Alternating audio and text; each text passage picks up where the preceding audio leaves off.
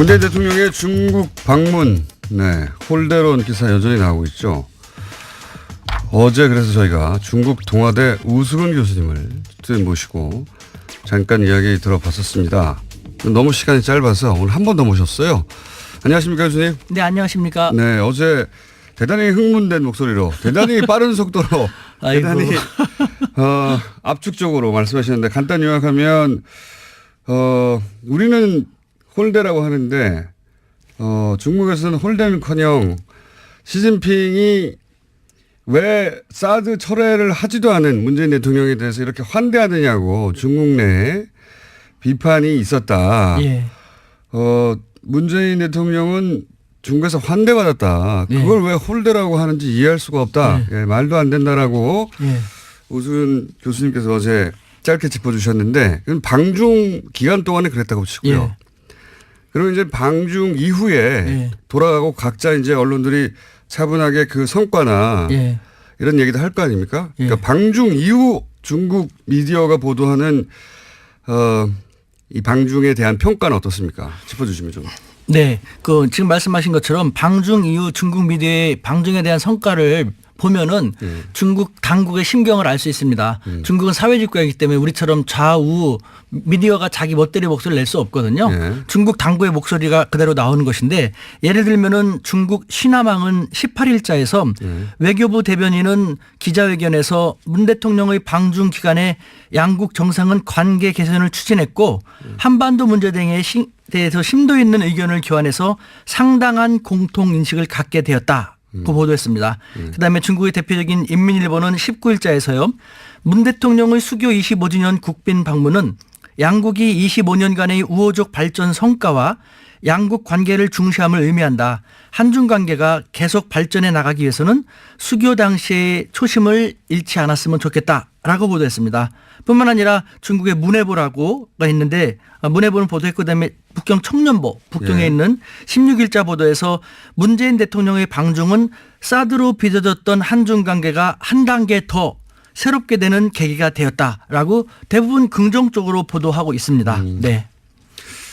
혹시 이제 중국 언론도 당연히 우리도 중국 언론을 인용해서 보도하듯이 중국 언론도 우리 언론의 반응을 인용해서 보도하는 건 없습니까? 있습니다. 그중에 하나만 소개해 드린다면요. 오늘 이렇게 차분하십니까? 조금 이따 하려고 지금은. 이거는 조금 이따가. 이거는 보도를 인용하는 거니까요. 워밍업입니다. 워밍업. 예. 중국의 봉황망은요. 19일자 보도에서 우리 언론을 인용하는 가운데 문 대통령은 최근 한중 정상회담을 마치면서 그동안의 외교 공백을 잘 정리해왔다 하면서 한중 관계를 긍정적으로 평가했습니다. 뿐만 아니라 해방일보는요.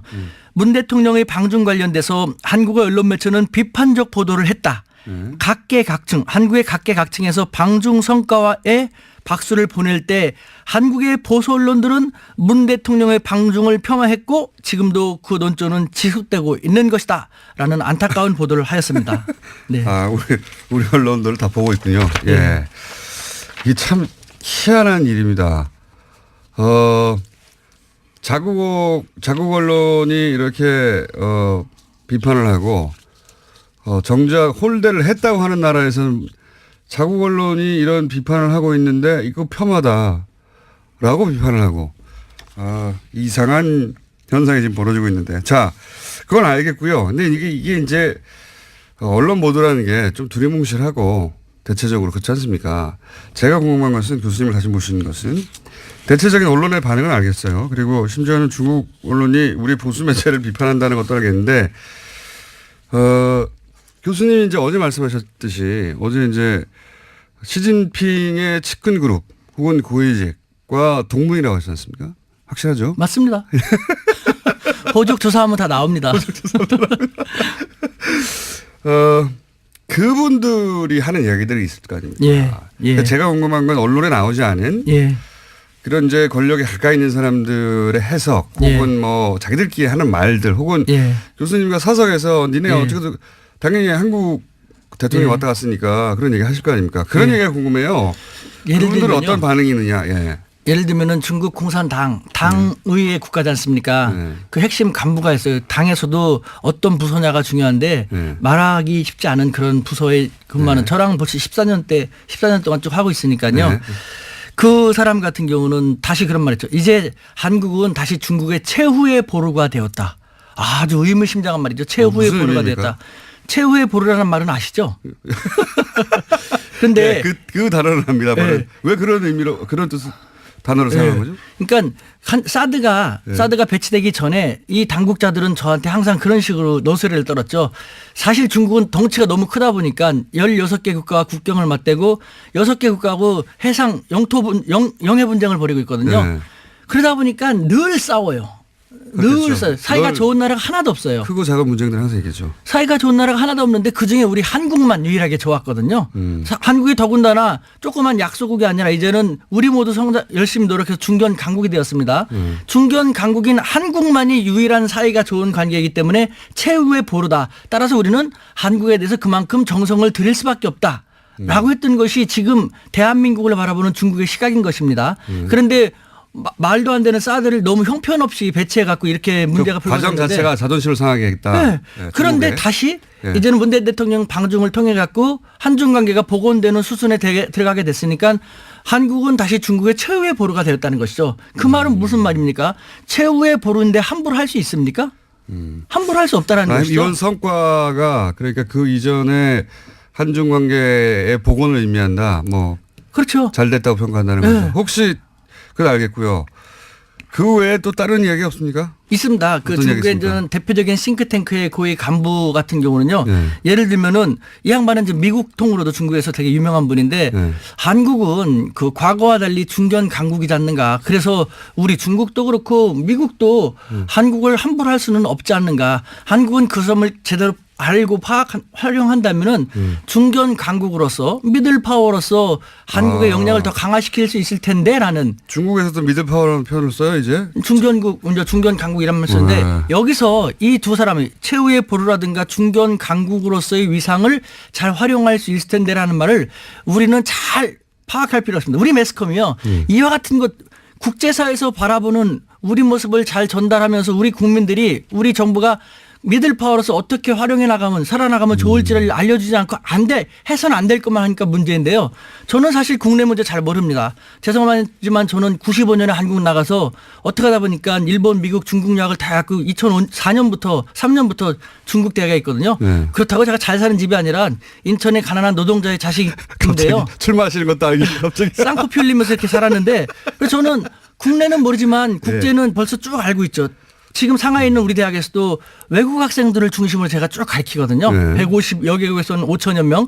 늘 국제사회에서 우리 한국과 한반도를 그 국제사회에서 어떻게 바라보는 걸 알 수 있는데 피부로 느끼고 계신데. 여기서 네. 제가 느끼는 것은요. 네. 한국 사회에서는 제가 가장 싫어하는 말. 우리를 갖다 툭 하면은 고래 싸움에 새우등 터진다. 샌드위치 외교라고 하지 않습니까? 네. 우리는 과거 20세기 6.25 직후 약소국가가 더 이상 아니라는 것이죠. 교수님이 느끼기에는 제가 피부로 느끼는 것이 그거예요. 중국에서도 느끼는 게 네. 그런 거예요. 네. 그러니까 최후의 보루란 말이 무엇입니까? 최후의 보루니까 그만큼 소중히 하고 눈치를 봐야 한다는 것이거든요. 서로. 네. 실제로 네. 우리는 중국에 대해서 중국이 우리보다 덩치가 크고 인구가 많다고 해서 되게 두려워하는데 네. 바보 같은 거예요. 덩치가 크고 인구가 많고 그러다 보니까 통치하기가 쉽다니까 허점이 많거든요. 네. 그러니까 중국은 조금이라도 자기들하고 우호적인 나라를 만들 수밖에 없는 거예요.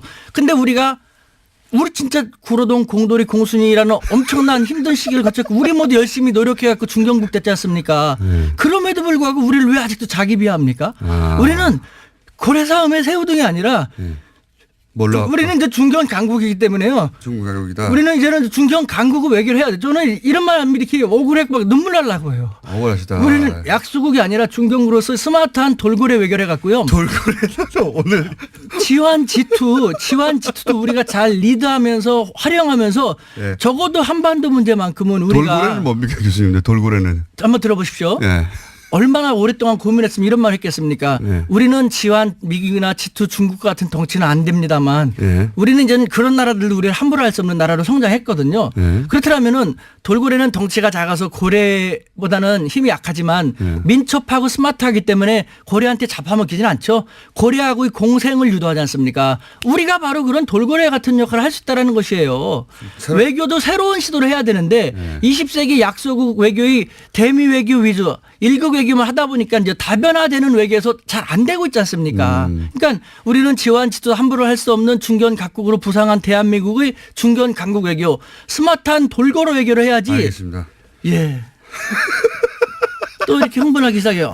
숨 좀 쉬시고. 예. 처음 들어보는 단어인데 돌고래 외교. 근데 이제 최근에 이 미들 파워라는 외신의 용어들이 등장하기 시작했어요. 실제 아시아타임스인가요? 거기서 메코이든가요? 그 기자가 미들 파워로 한국이 그 전환하고 있다. 그 방향으로 진화하고 있다. 근데 지금 이제 교수님 열받으신 건 이 중국 홀덴이 이게 다 이제 소위 약소국이 당하는 거 아니냐. 자기 비하예요. 예. 자기 열등의식이에요. 지나친 컴플렉스. 그러니까 매스컴들이 몰라서 아십니까? 저는 아까도 말씀드린 95년부터 밖에 나가서 쭉 살았지 않습니까? 알겠습니다. 그럼 거기서 느끼는 것은요. 네. 국제관계에 있어서 예. 치명적으로 우리 국민들을 우롱하고 우리 국민들을 잘못 이끌고 있는 것. 저는 벌떼 민족주의라는 표현을 썼는데 10년 전부터 예. 벌떼 여왕벌을 잘 만나서 좋은 방향을 이끌어내면 좋은 결과를 나타내지만 잘못된 여왕벌을 만나고 잘못된 방향은 다 죽지 않습니까? 우리는 4대 강국 틈바구니에 끼어있는 가장 작은 나라이기 때문에 단결력이 강하거든요. 그런데 이 단결력이 강한 우리 한민족을 잘못된 지도자라든가 이상한 매스컴들이 잘못 이끌고 나가면 우리가 다 힘들어지게 되는 거예요. 이게 바로 마찬가지지 않습니까? 최근에 이 중국의 그 방중 외교가 홀대를 당하고 있다. 문재인 대통령이 홀대를 당하고 있다고 하는 것도 그 관점에서 사실이 아닌데 또 이런 식으로 반응하는구나 하고 화가 나셔서 지금 흥분하신 거죠? 매스컴이 가장 문제예요. 이거는 보십시오. 제가 이제 강연 같은 걸 많이 나가는데 제 강연을 1시간이나 1시간 반 정도 들으면 딱 알아요. 저는 차이나 현상이란 말을 벌써 오랫동안 썼는데 무슨 말인지 아십니까? 차이나 현상이? 차이나 현상은 중국 관련된 현상이겠죠. 예. 하하하. 어떤 거냐면요. 똑같은 저도 뭐 공장장님도 똑같은 한국인입니다. 예. 그런데 중국이라는 동일한 객체에 대해서 한국에서 한국 매스컴을 통해서 파악하는 중국에 대한 인식과 저처럼 한국인이 중국에서 직접 생활하면서 느끼는 중국에 대한 인식상의 차이에 엄청난 차이가 난다. 그 차이나 현상이에요. 엄청난 차이 나겠죠. 우리 매스컴은 중국에 대해서 부정적인 것만 많이 하지 않습니까? 비판적인 거. 가장 큰 오해가 뭡니까? 가장 큰 차이가. 중국은 지저분하다, 뭐 사람들 무질서하다, 뭐 불량식품 많다. 그거 맞거든요. 저는 그거 더 잘 알아요. 저는 현장에 사니까 더 잘 알지 않습니까? 맞거든요. 그런데 더 중요한 것은 총수님도 단점, 장점 있지 않습니까? 네. 저도 단점만 있는 게 아니거든요. 네. 왜 한쪽만 부정적인 것만 보여줌으로써 손가락질만 합니까? 그러면서 우리가 좋은 관계 됩니까? 사실은요. 이런 말하면 중국을 비하는 것 같지만 저는 그렇게 대한민국 사람으로서 중국이 아직 불량식품 많고 짝퉁 만들어내고 부정적인 측면이 많으니까 우리로서는 다행인 거거든요. 불량식품 짝퉁을 중국 사람들도 중국 기업 중국 제품 안 믿고 안 사게 돼요. 그러니까 외제를 쓰는데 미국과 일제는 싫고 더 이상 그러니까 이제 한국제, 한국 기업, 한국 문화를 찾을 수밖에 없는 거거든요. 너무 아니 저는 이제 정말 그렇게 느껴요. 있는 그대로 말씀하셔서 중국 가서 다시 교수 생활 하시겠어요? 저는 대한민국 사람인데요. 어차피 중국인들하고 얘기하면서 서로 국익을 위해서 디베이트하고 하는 것인데요, 뭐. 알겠습니다. 주제가 홀대 맞느냐 아니냐에서 굉장히 많이 진도가 나갔는데 앞으로 그 주제는 또 한번 마련해 볼게요. 1분밖에 안 남아가지고 오늘 마무리를 지어야 될 것 같은데 여하간 뭐 언론 매체도 그렇지만 근데 언론 매체만으로는 정확하게 심증을 읽을 수 없으니까 교수님 주변에 그 중국 내 고위직에 있거나 혹은 뭐 탱크탱크에 있거나 혹은 시진핑 측근 그룹에 속하는 분들 대학 동문들한테 얘기를 들어보면 요 외교를 통해서 한중 관계를 다시 복원하고 잘 지냈으면 하는 마음이 중국에 있다는 거죠. 한마디로 얘기한다면요. 예. 중국 당국자들은 한국에 대해서 한자성어로 얘기한다면 노심초사. 항상 노심초사입니다. 아유 쟤네들이 또 미국 쪽으로 더 많이 가면 안 되는데 어떻게 하면 쟤네들을 끌어들일까라는. 왜 노심초사합니까? 조금하고 보잘것없다면 그런 생각 안 하죠. 눈치 보지 않습니까? 사드 제대추도 한 번에 쫙 너네랑 끝나도 좋아하지 않고 찔끔 부렸다가 눈치 보고 찔끔 부렸다가 눈치 보고 하지 않습니까? 왜 그럽니까? 확 버릴 수 없거든요. 확 가면 자기들한테 불리하니까. 이런 국제사회 중국이나 미국이 우리를 어떻게 바라보는지를 우리 매스컴들은 정확히 보도해갖고 우리 사회가 21세기 중견 강국으로서의 위상을 그대로 잘 활용할 수 있는 계기가 되었으면 좋겠다라는 마지막 당부의 말씀 드립니다. 오늘 흥분 안 하려고 했는데 자꾸 유도하시니까. 선생님, 이 주제는 오늘 여기까지 하고요. 예, 다른 주제, 우리가 중국에 대해서 잘못 알고 있는 거. 예, 이런 정말 주제로 그래요. 다시 한번 예. 시간을 곧 마련하도록 하겠습니다. 몸이 떨립니다. 오늘 이렇게 안 하려고 우리 애가 신신당부했는데. 자, 여기까지 하겠습니다. 지금 중국 동아대 우수근 교수님이었습니다. 감사합니다. 네, 감사합니다.